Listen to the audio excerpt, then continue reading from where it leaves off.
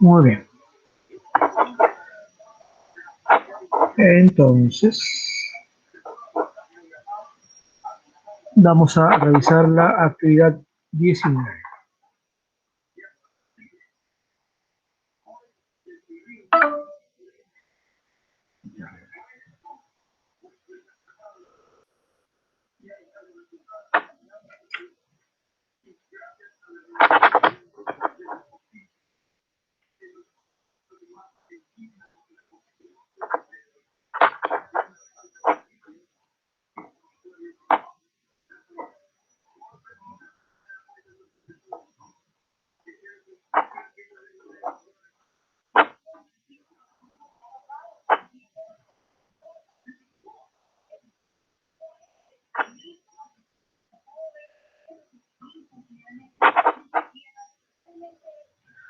Bien, como pueden ver ahí, el título es Explicamos los cambios y las permanencias en el acceso a la educación.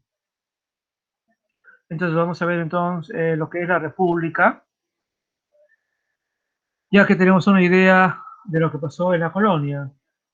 Y dice aquí, ¿no? Interpretamos fuentes históricas sobre la educación luego de la independencia. Aquí también hay que recordar que ya habíamos mencionado en algún tema anterior de que el logro de la independencia no significó un cambio radical con lo que pasó en la colonia, ¿no? Y en muchos aspectos no cambió nada para mucha gente, porque estaba en una situación muy complicada. Después todos estamos hablando de 10 años de guerra de independencia. Entonces, eso obviamente nos dejó bastante debilitados económicamente, divididos también en parte porque no todos los peruanos de aquella época querían la independencia, ¿no? Hubo aquellos que lucharon contra la independencia. Entonces, había todo un conjunto de condiciones, sobre todo económicas y sociales, que no permitían los cambios que se prometieron con la independencia. Y de hecho, muchos historiadores dicen que algunas promesas de independencia siguen incompletas hasta el día de hoy, ¿no? Y ahora que ya hemos llegado a los 200 años. Entonces, sí, con mayor razón, hay cosas pendientes. Entonces, vamos a ver qué cambios se pudo haber dado o qué se dio con la educación después de la independencia, ¿ya? Y tenemos esta fuente, las bases sociales, culturales e históricas de la República del Perú. A ver, ¿quién podría leer, por favor, la fuente uno?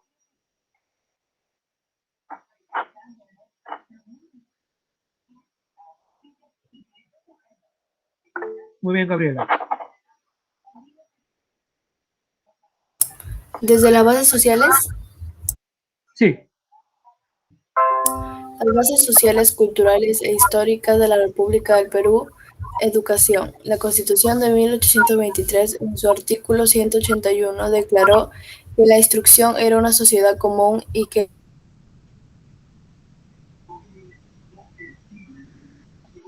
la República debía igualmente a todos sus individuos. El artículo 184 de la misma República hizo que se crearan universidades en las capitales de departamentos y escuelas de instrucción primaria en los lugares más pequeños. Bellas palabras, como tantas otras de la República naciente, pero carentes de posible aplicación inmediata por ausencia de recursos, de elementos humanos, de directivas eficaces y de materiales de trabajo. El Decreto Supremo del 23 de febrero de 1823 obligó a los conventos de regulares existentes en el territorio de la República a abrir escuelas gratuitas de primeras letras, debiendo los prelados respectivos designar como preceptores a los religiosos más dignos de confianza. Fueron muy pocos los conventos que cumplieron con esta orden, como expresa el Consejo de Gobierno en agosto de 1825, con el propósito de divulgar la educación primaria. Dispuso ya circular firmada por el ministro José María de Pando en 1826 la organización de las escuelas lancasterianas normales en Lima, uno para varones y otros para mujeres. Planteles de idéntico tipo deberían establecerse y las capitales de cada departamento y cada provincia. Ordenó, asimismo, que los programas de instrucción fuesen uniformes, agregándose en las escuelas de niñas la enseñanza de la costura. Estas directivas se cumplieron en parte y su huella todavía era visible en 1841. Muy bien, gracias. Muy bien, el texto entonces nos habla de los primeros años de la República y miren que empieza con la Constitución de 1823, que es nuestra primera Constitución, pero que en la práctica nunca se puso en práctica, porque cuando Bolívar llegó aquí en 1823, lo que pidió es el control total del gobierno. Entonces, de hecho, él vino como dictador, que es una condición que se da cuando hay un momento de guerra, ¿no? Bueno, esa idea venía de Roma en realidad, ¿no? Así que, obviamente, él como dictador no podía tener algo que lo controle. Y la constitución, cualquier constitución, controla al gobernante. Él, para poder luchar contra los españoles con sus nuevas tropas y dirigir a los que ya había acá, necesitaba total libertad de acción. Entonces, esa constitución, la primera que hemos tenido, nunca se aplicó. O sea, quedó en el papel, literalmente quedó suspendida, ¿ya? Así que es una constitución que está bien, bonita, todo lo que se diga, pero nunca se pudo poner en práctica porque el Bolívar no quería nada que lo controle. Entonces, ya de arranque tenemos algo que no se usó, que estaba escrito, pero que no era aplicable. Sin embargo, es interesante lo que dice, ¿no? En el artículo 181 dice que la instrucción, o sea, la educación, es una necesidad común y que la República debía igualmente a todos los individuos, o sea, debía ser educación para todos. Y como dice ahí, ¿no? Dice que debían crearse universidades en las capitales de departamento. En aquella época teníamos 8 departamentos, ¿no? Y de donde luego van a surgir todos los que tenemos ahora. Y teníamos una comandancia general que estaba en la selva, ¿no? Entonces, supuestamente debíamos duplicar la cantidad de universidades, porque en aquella época teníamos como 4, entonces tendríamos pues por lo menos el doble, considerando que en algunos lugares ya había universidades. Y dice también que debían haber escuelas de instrucción primaria en los lugares más pequeños, o sea, hasta en los pueblos más pequeños, lo cual como aspiración estaba muy bien, ¿no? Pero como dice acá el texto, fue algo bonito, pero nunca se aplicó. Ya indicamos que era un momento difícil porque los españoles, o mejor dicho, los realistas controlaban la mitad del país, sobre todo la parte sur. Entonces, ¿cómo construir colegios o cómo crear universidades cuando los españoles controlaban una parte del Perú?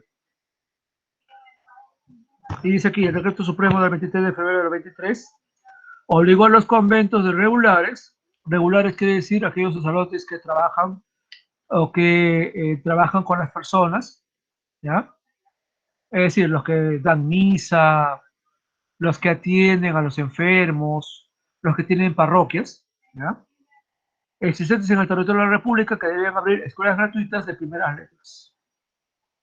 Y que los prelados, o sea, los que dirigían estos conventos, debían designar como preceptores, o sea, como profesores, a los religiosos más dignos de confianza. Sin embargo, dice aquí que pocos conventos hicieron eso, ¿no? No cumplieron eso. Y eso ya se podía comprobar en 1825, cuando ya habíamos derrotado a los españoles, o a los realistas. Tal vez los conventos no estaban de acuerdo con hacerlo, o tal vez no tenían los recursos para poder hacerlo.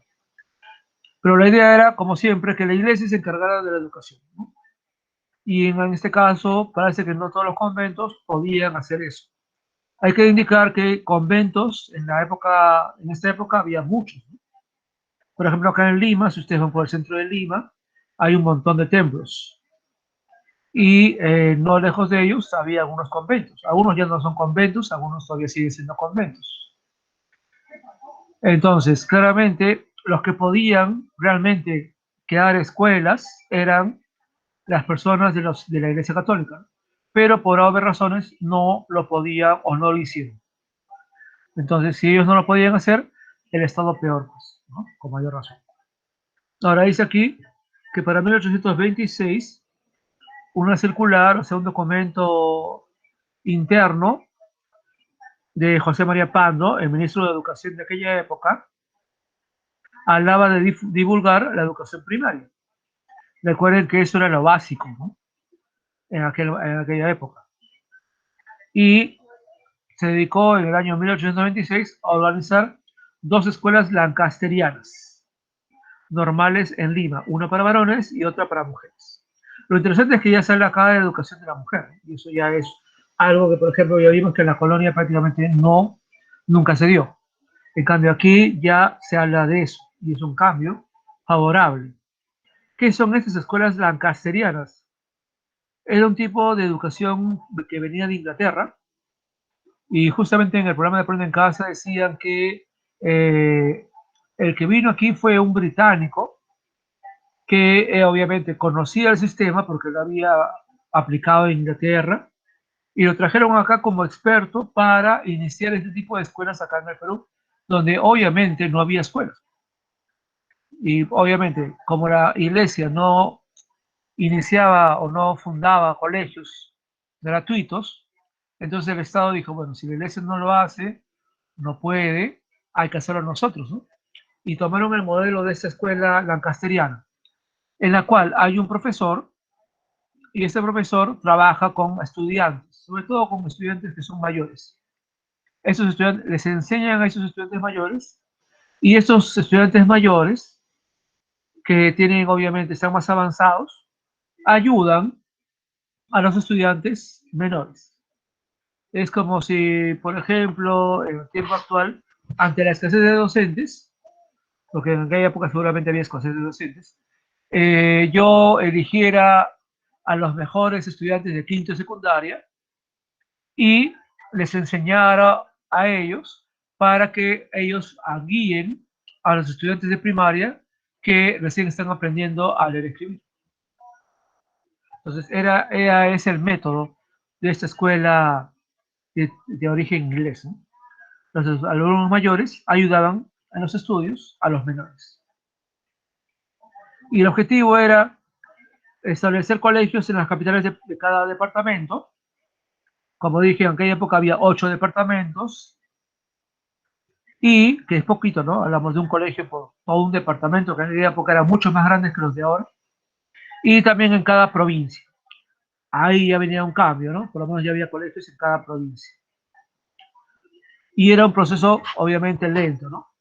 Ordenó asimismo que los programas de instrucción fuesen uniformes, es decir, que se enseñara más o menos lo mismo en todos los colegios, que no cada uno enseñara lo que quisiera, sino que hubiera algo que hoy día llamamos un programa general, que es la base de todo, ¿no? En cualquier país, el Ministerio de Educación propone un conjunto de estudios que se consideran los básicos y todos tienen que trabajar eso. Pero claro, también pueden agregar otras cosas que ya son más bien regionales. Eso ocurre en todos los países del mundo, en la medida en que no todos los países son exactamente iguales, sino que en cada región o departamento o estado, como por ejemplo en Estados Unidos, hay cosas particulares que pueden aprender los chicos que de repente en un estado tienen más sentido y son más importantes y en otro estado no tanto, ¿no? Entonces, eso implica también reconocer la diversidad cultural de un país, ¿no? Por ejemplo, en las zonas de la selva peruana, los niños y adolescentes como ustedes aprenden, además del castellano, por supuesto, aprenden la lengua nativa de sus padres, porque eso es algo que es propio de ellos y mucho de lo que trabajan, no necesariamente siempre todo es igual a lo de ustedes, porque ellos también tienen que aprender otras cosas que son propias de su región. Entonces, ahí se nota esa diferencia, ¿no? Aquí, como todo estaba empezando recién, se proponía que los programas de instrucción fuesen uniformes, fuesen más o menos lo mismo, y lo interesante acá es que se agregaba en las escuelas de niños la enseñanza de la costura, ¿no? Algo, bueno, coser y todo ello, algo que podía, digamos, suponerse como algo propiamente de las mujeres, ¿no? Y que podía servir como algo práctico y hasta como un oficio. Entonces, dice que estas indicaciones se pueden cumplir hasta 1841. Entonces ya nos da una pauta, ¿no? De los primeros 15 años de la República, tenemos que la escolarización iba lentamente y ante el hecho de que la Iglesia Católica no podía asumirlo, el Estado logró o trajo ese modelo de escuela lancasteriana, pero por ejemplo en el programa de Aprende en Casa se decía que estas escuelas tuvieron problemas. No todos estaban de acuerdo con ello y yo me imagino que en parte era porque Diego Thompson, que era el educador que vino aquí, yo creo, estoy bastante seguro que no era católico. Entonces me imagino, pero es una teoría, que también a la Iglesia Católica no le pareció buena idea que un protestante venga aquí a traer escuelas y que obviamente él no era católico. Entonces me imagino que por ahí tal vez por ahí hubo una cierta resistencia, aunque en ese momento el Thompson no venía a evangelizar ni nada por el estilo, sino venía a cumplir una labor como docente. En todo caso, lo que decía en el programa es que no todos apoyaron este esfuerzo, de tal manera que fue avanzando, pero lentamente. Pero por lo menos ya había algo, ¿no? Hay que reconocer que ya hay un cambio, un interés en tener escuelas, y por lo menos escuelas, una en la capital del departamento y una por provincia, lo cual es poco, ¿eh? Considerando el tamaño de las provincias de aquella época, pero ya era algo, ¿no? Ya era, por lo menos había una intención. Sin embargo, hay que recordar que en estas épocas, son épocas, y eso lo van a ver también en cuarto año, son épocas de mucha inestabilidad política y económica. El Perú estaba quebrado y recién en los años siguientes el Perú lograría una renta de dinero con el guano.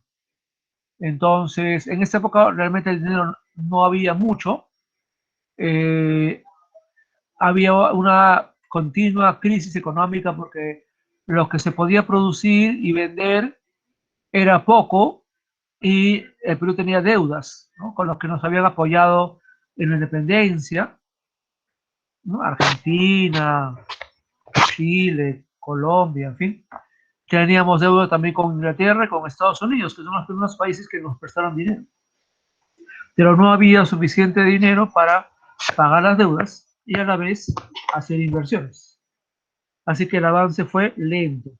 Además, este es el periodo en que los militares gobiernan el Perú.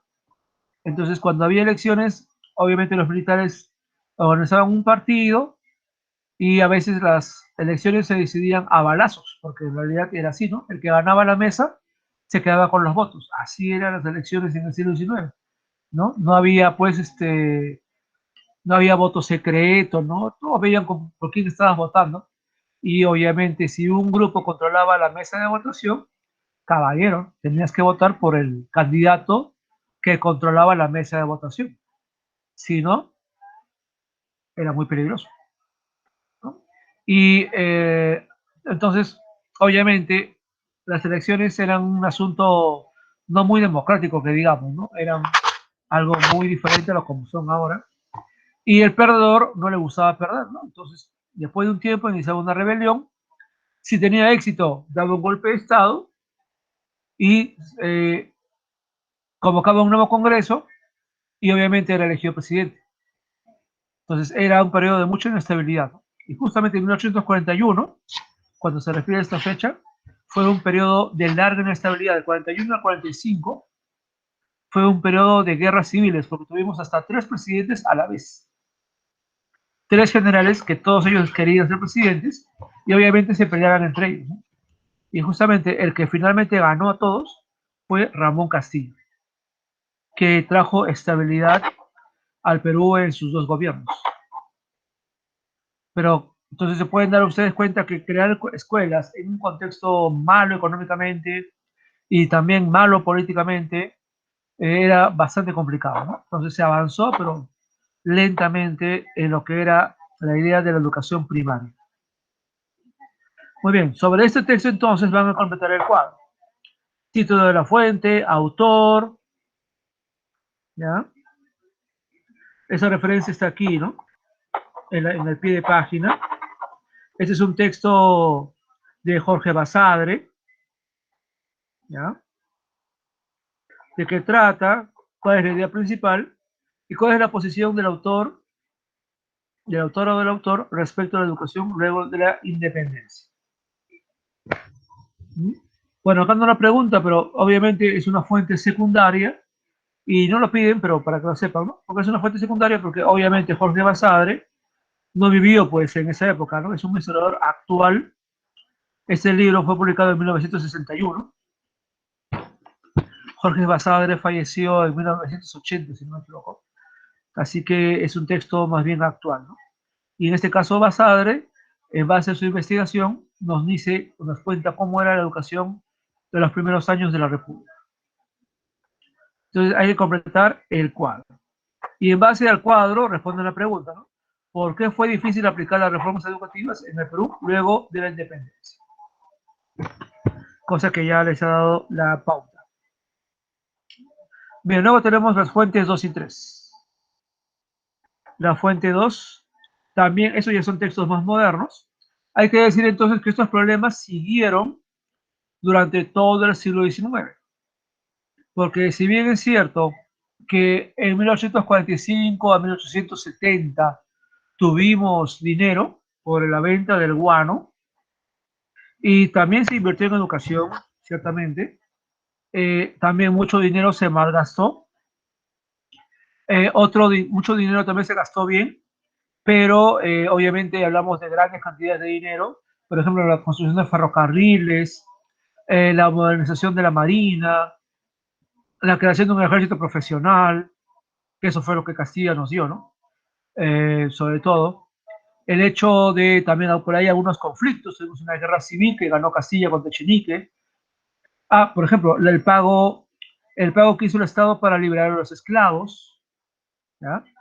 A diferencia de Estados Unidos, donde se dio la libertad sin pagar $1, aquí en el Perú, más bien el Estado compró los esclavos a los dueños, les pagó dinero y obviamente ese dinero salió del Estado, ¿no? Salió de la venta del guano.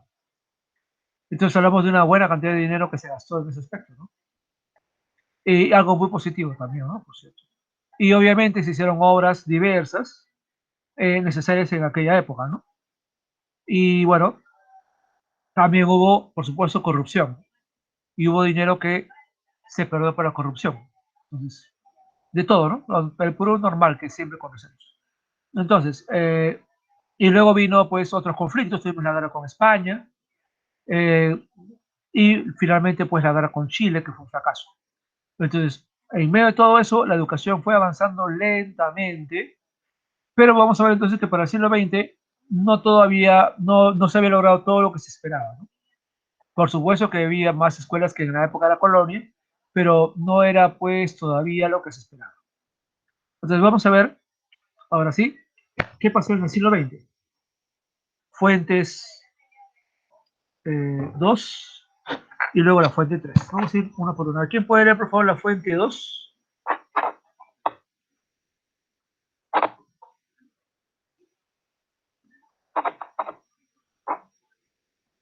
Ángelo, muy bien, Ángelo. Y Giancarlos va a leer la fuente 3, ¿ya? Pero vamos a hablar primero uno por uno. Ok, profesor. La expansión de la educación básica destinada a los sectores populares se inició en el gobierno civilista de José Pardo a comienzos del siglo XX. Esto ocurrió gracias al crecimiento económico producto del aumento de las exportaciones luego del desastre de la guerra contra Chile. Pero además fue fundamental el cambio de percepción sobre la población indígena.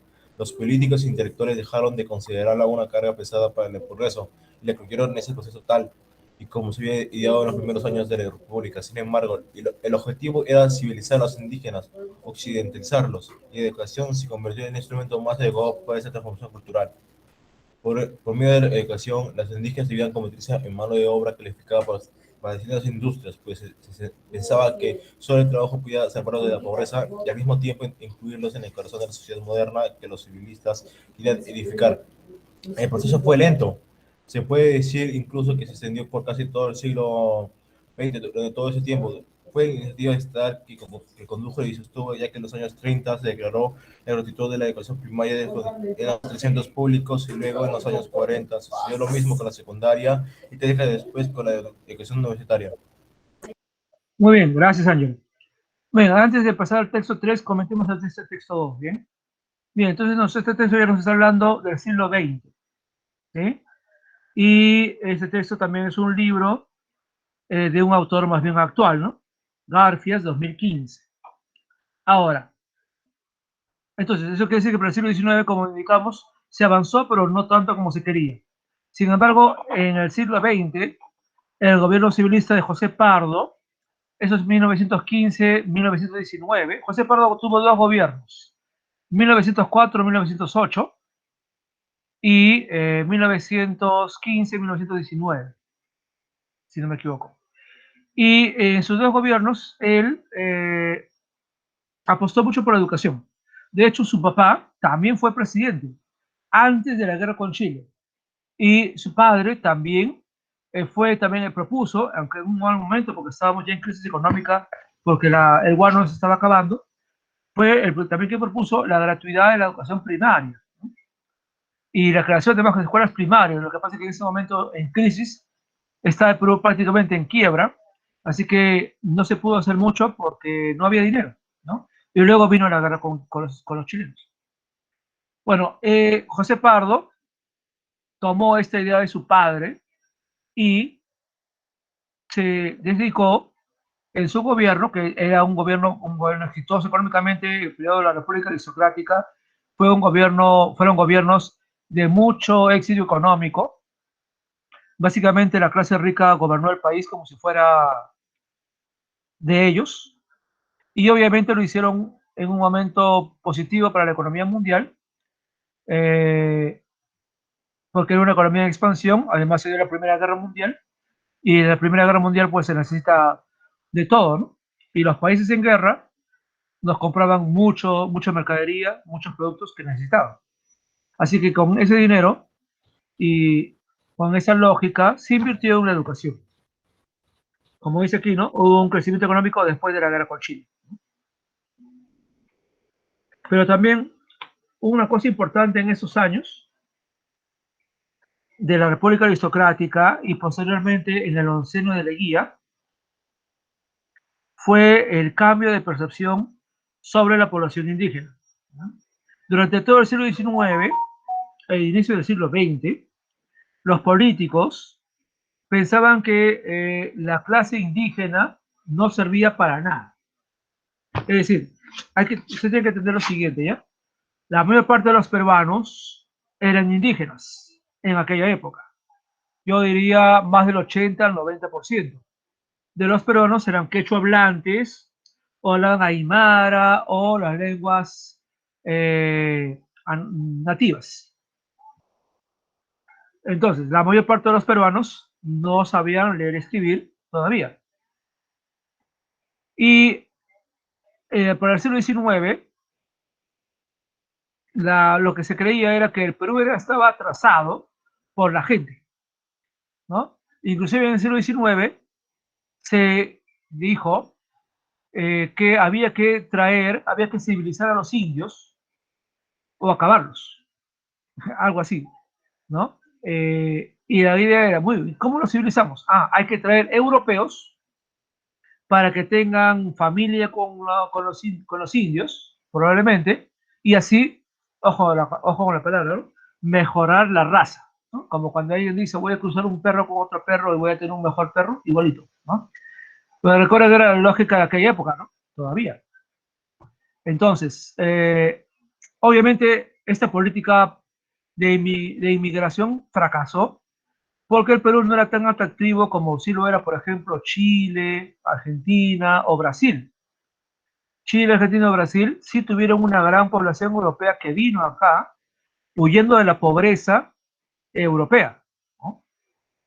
Entonces, por eso pues que Chile, Brasil, Argentina, sobre todo Argentina, ¿no? Tienen mucha gente, tiene origen italiano, español, sobre todo, ¿no?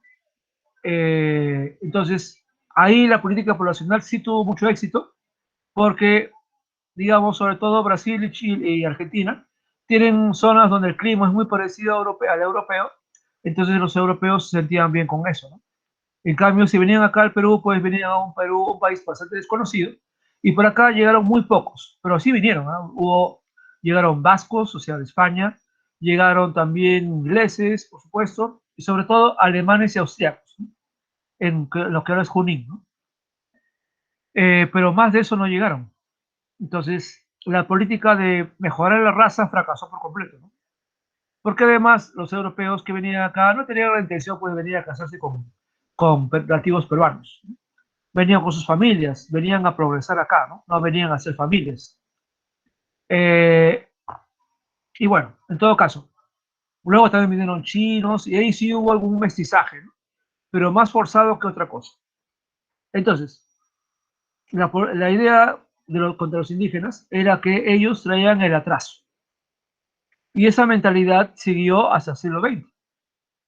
Todavía en el siglo XX había esa forma de pensar, pero poco a poco fue cambiando y de hecho hacia las primeras décadas del siglo XX surgió un movimiento llamado el indigenismo, fue un movimiento intelectual y también artístico, que más bien proponía la revalorización de lo indígena e inclusive con una añoranza al imperio incaico, en donde más bien se resaltaba los valores de lo indígena, ¿no?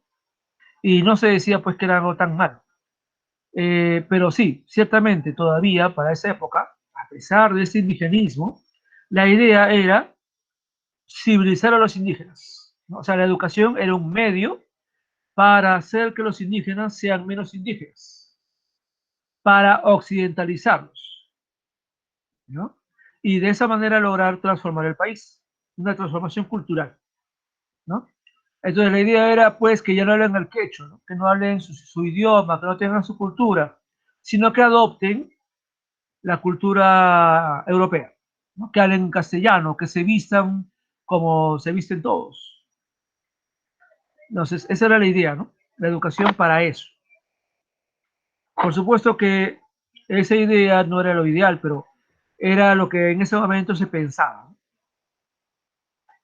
Y sobre todo, la idea era convertir a los indígenas en mano de obra calificada para las distintas industrias que ya comenzaban a aparecer en esas épocas.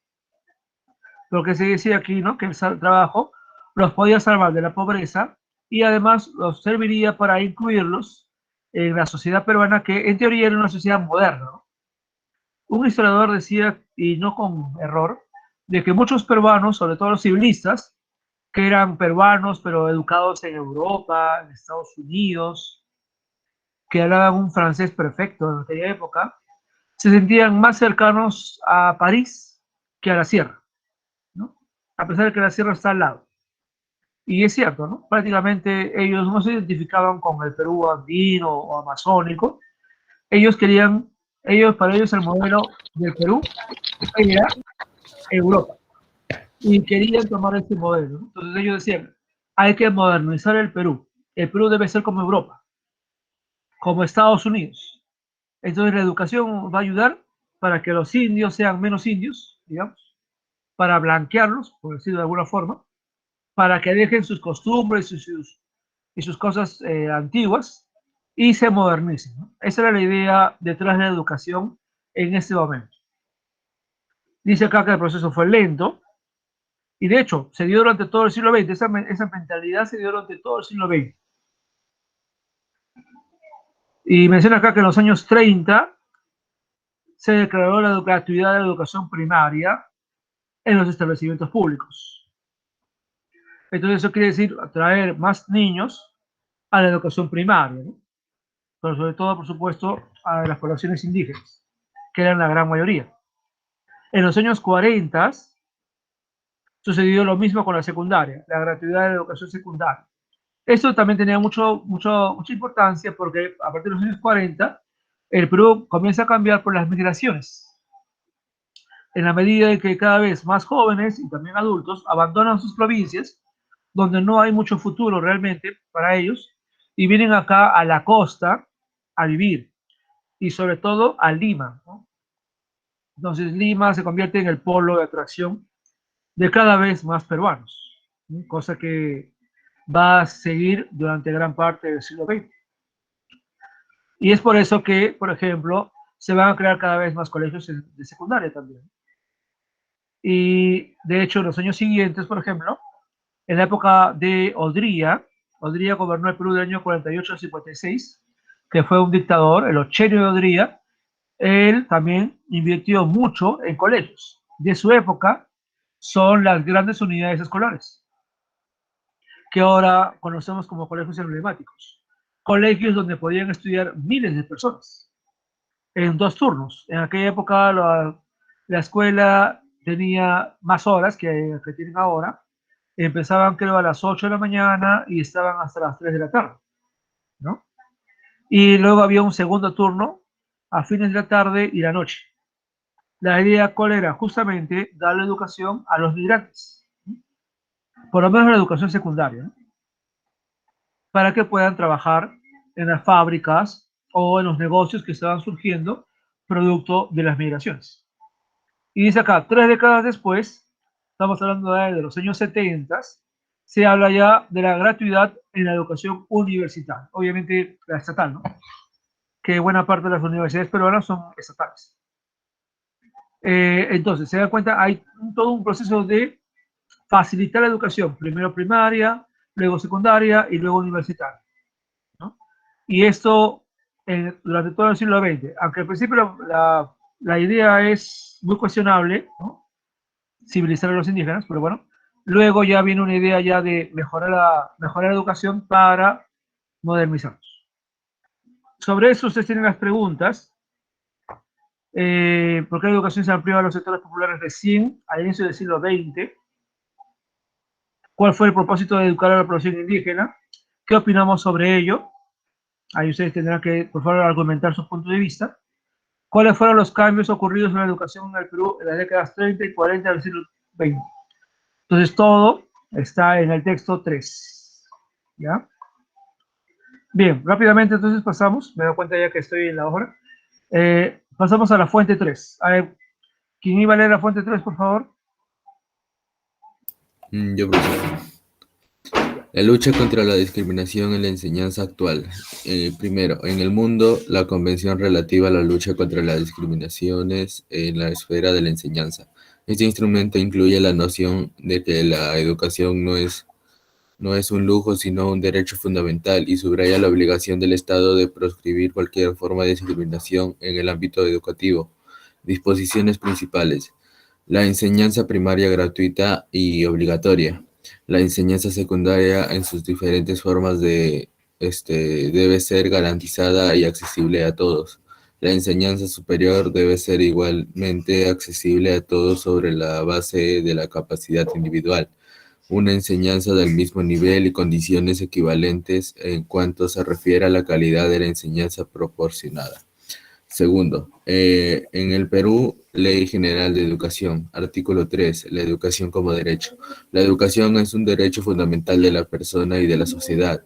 El Estado garantiza el ejercicio del derecho a una educación integral y de calidad para todos y la universalización de la educación básica. La sociedad tiene la responsabilidad de contribuir a la educación y el derecho a participar en su desarrollo. Artículo 4, gratuidad de la educación. La educación es un servicio público cuando lo provee el Estado, es gratuita en todos sus niveles y modalidades, de acuerdo con lo establecido en la Constitución Política y en la presente ley. En la educación inicial y primaria se complementa obligatoriamente con programas de alimentación, salud y entrega de materiales educativos. Artículo 8, principios de la educación. B. La equidad, que garantiza a todos iguales oportunidades de acceso, permanencia y trato en un sistema educativo de calidad. C. La inclusión, que incorpora a las personas con discapacidad, grupos sociales excluidos, marginados y vulnerables, especialmente en el ámbito rural, sin distinción de etnia, religión, sexo u otra causa de discriminación, contribuyendo así a la eliminación de la pobreza, la exclusión y las desigualdades. Muy bien, gracias. Entonces estos textos ya nos muestran el periodo actual, ¿no? El primer texto, ¿no? La lucha contra la discriminación en la enseñanza actual, proviene de la UNESCO, la Organización de las Naciones Unidas para la Educación, la Ciencia y la Cultura, y obviamente es un texto que propone esto a todos los países del mundo. Y es algo que, por supuesto, en el caso peruano se aplica con la Ley General de Educación, que en este caso viene del 2003. Y como pueden ver, reitero lo mismo, la educación como un derecho, que la educación es gratuita, es un servicio público y por tanto el Estado lo da gratuitamente. Y por supuesto, los principios de equidad, que todos debemos tener el mismo acceso a las mismas oportunidades de acceso, permanencia al servicio educativo, y la inclusión, ¿no? Que es de repente lo último que se sigue aplicando, en la medida en que, en la medida de lo posible, los colegios como el nuestro deben haber la participación o aceptación de niños o estudiantes que puedan tener algún tipo de discapacidad y que deben ser integrados. Anteriormente había una idea diferente, ¿no? De que los niños o adolescentes con algún tipo de discapacidad que no sea tan severa estaban en colegios especiales, ¿no? Donde podían, se dice, podían recibir el apoyo específico que necesitaban. Pero en los últimos años, más bien, se dice que esto era un poco discriminador, ¿no? Entonces, lo que se ha ido indicando es que todas aquellas situaciones de discapacidad que no sean tan severas deben, hay el derecho de los padres a inscribirlos, matricularlos en los colegios que ellos quieran, y los colegios tienen que hacer todo lo necesario, todo lo posible para ayudar a sus estudiantes en que se matriculan en sus colegios. Esto, por supuesto, ha significado un reto para todos porque muchos de nosotros, los docentes, no hemos sido educados en trabajar con estudiantes con discapacidades, ¿no? Entonces, es un reto siempre y como parte de eso también hemos recibido el apoyo y capacitación específica en esos casos, ¿no? Entonces, frente a esto, van ustedes a completar ese cuadro, ¿no? Como pueden darse cuenta, qué diferencia esto último con lo que vivimos en la colonia, ¿no? O en el siglo XIX, ¿no? Entonces, ahora sí, realmente estamos en la situación en la que podemos reconocer y exigir una educación para todos, cosa que en la colonia recién se comenzó a plantear en el siglo XIX, pero el siglo XVIII, y no se cumplió por completo, ¿no? Tampoco en el siglo XIX, pero ahora en el siglo XX, pero ya prácticamente ya en el siglo XXI, ya podemos ver que sí se da, aún con problemas, por supuesto, sobre todo porque faltan muchas cosas que mejorar para en esos aspectos, pero ya podemos ver que, digamos, es una aspiración lógica y que se puede cumplir, ¿no? Sí se puede cumplir. Entonces, sobre estos dos textos van a completar el cuadro, que logros en relación con la educación se presentan en las fuentes, ¿no? En cada fuente, y en qué coinciden ambas fuentes, que creo que es bastante evidente también. Muy bien, también luego, ¿cómo se expresan estos logros en nuestra comunidad? Cuando hablo de la comunidad, hablo de, por ejemplo, su distrito, ¿ya? ¿Cómo pueden ver ustedes estos logros en su distrito? Finalmente, sobre todo lo que hemos visto, desde el texto 6, la fuente 6 del tema anterior, hasta los de ahora, van a completar un cambio, pero un cuadro indicando cambios y permanencias a raíz de la ilustración con independencia, que es el tema de hoy día, en el siglo XX, que es el tema de hoy día, y en la actualidad también, que es lo que acabamos de ver, ¿no? Entonces, este cuadro nos ayuda a ver todo esto. Finalmente escriban un texto explicando los cambios en el acceso a la educación ayudaron a disminuir la discriminación. Este es un tema interesante para analizar. Agréguenle argumentos, por favor, de un punto de vista. En teoría debería ser que sí, ¿no? Sin embargo, sabemos que no siempre se ha dado esto, lamentablemente. Muy bien, luego completar el cuadro. Quisiera saber si hay alguna duda.